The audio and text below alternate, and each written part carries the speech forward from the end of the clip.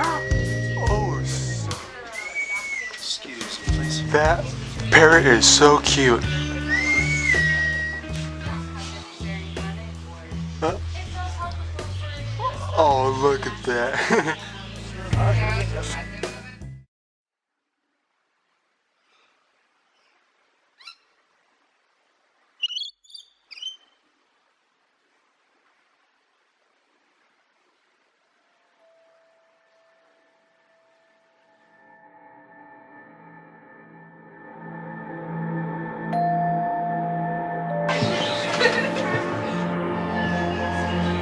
That is so cute.